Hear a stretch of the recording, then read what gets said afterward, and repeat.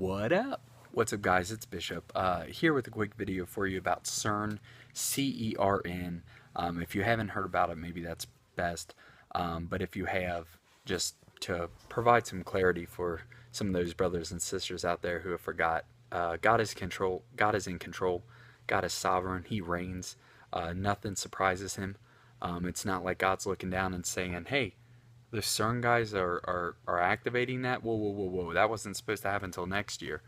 Nothing surprises him, and so CERN, long story short, yeah, I just picked my nose. Long story short, uh, they're trying, just playing around with atoms, trying to recreate the Big Bang, mess around with energy.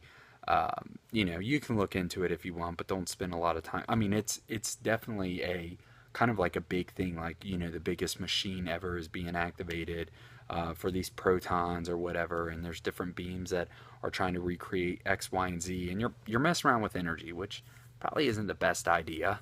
But I'm sure when the internet was created, there was a lot of people that were like, "Hey, that's probably not the best idea. World Wide Web, where information will just exist out there. Are you crazy?"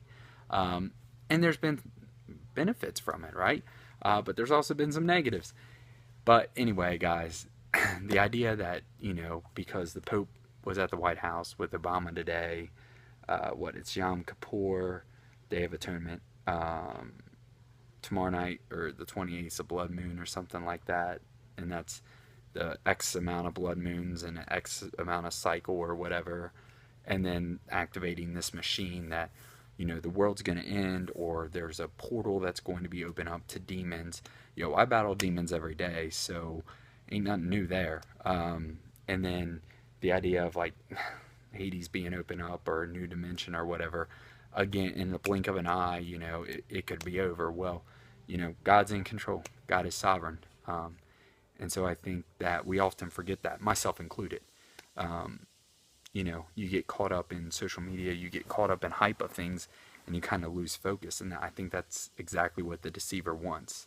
Um, I'm not saying it's not a good idea to be aware of what's going on in the world, because I think intelligently it's a good thing to kind of know what's happening. However, at the same time, don't let that knowledge compromise your faith, the truth, the gospel.